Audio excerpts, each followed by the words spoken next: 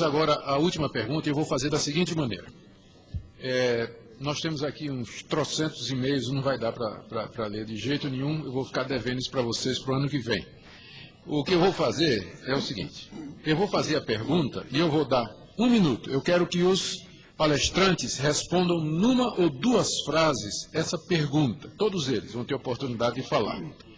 Qual o argumento para defender a ideia de que humanos defeituosos, deficientes e subdesenvolvidos têm o direito de continuar a existir e mesmo de se proliferar? Essa é uma questão que essa pergunta tem a ver com uma questão extremamente importante para os 2 campos, porque ela é uma questão que está envolvida com as consequências morais do pensamento religioso, do pensamento evolucionista, enfim. A ideia é de que todo pensamento ele tem implicações filosóficas e morais. Então, nós estamos colocando aqui sob a forma de uma pergunta que envolva a questão da perpetuação de seres humanos deficientes e ver como é que isso pode ser respondido. Então, eu vou começar de lá para cá, terminando com o professor Aldo. Eu queria que vocês dissessem, numa frase só, 2 frases. Se você fosse argumentar em favor do direito de continuar a existir pessoas defeituosas, deficientes, subdesenvolvidas, qual seria o argumento que você usaria?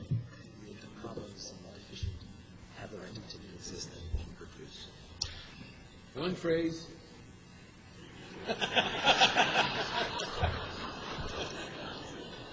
Sim. We live in a broken world, ladies and gentlemen. Nós vivemos num mundo quebrado, senhoras e senhores. And some of us are damaged more than others. E alguns são mais quebrados do que outros. But even a damaged life is a human life. É uma vida humana. And it has infinite dignity because it has been made in the image of God. Tem dignidade infinita porque foi feita à imagem de Deus. And therefore we have to be extremely careful. Portanto, nós temos que ter que tomar muito cuidado.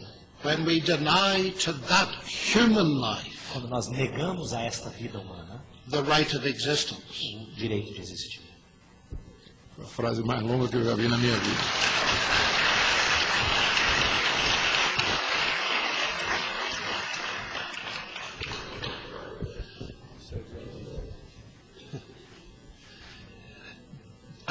I don't have much to add to that. Eu não tenho muito a acrescentar ao que foi dito. Except that we need to remember that every human being is imperfect from someone else's perspective. Exceto de que nós precisamos lembrar que todo ser humano ele é imperfeito da perspectiva de outro.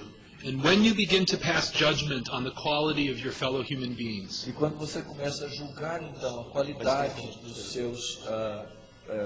dos seres humanos, you need to remember that someone is going to pass judgment on you. Você precisa lembrar que alguém também vai julgá-lo.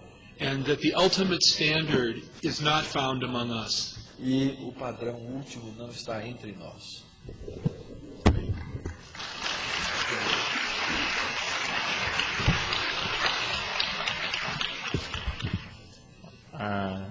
Dentro da perspectiva do design inteligente, nós entendemos que a vida não é um acidente.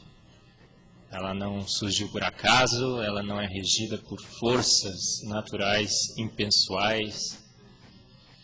Nós acreditamos que essa vida é fruto de uma mente extremamente inteligente, uma mente que nos fez de uma forma espetacular. Então esse direito, o direito à vida, não nos pertence. Assumindo que esse direito não nos pertence, ninguém tem direito de tirar a vida de ninguém. A vida é um direito universal que todos nós temos.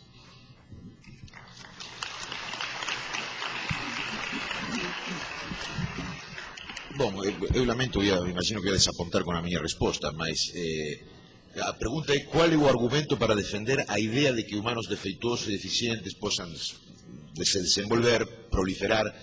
Bom, qual seja o argumento para defender isso e eventualmente limitar, por exemplo, alguma coisa como pode ser proliferação. Se soubesse que eu tenho uma enfermidade hereditária grave, eu teria evitado ter filhos. Se eu tivesse essa certeza, teria evitado ter filhos. Isso é uma questão moral.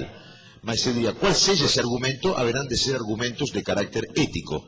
Eu não imagino que a biologia evolucionária e a teoria da seleção natural tenham nada a dizer sobre isso. Nesse sentido, com certeza, a teoria da seleção natural tem muito menos a oferecer que a teoria do design inteligente, que até nos dá máximas morais, né, e nos indica como agir.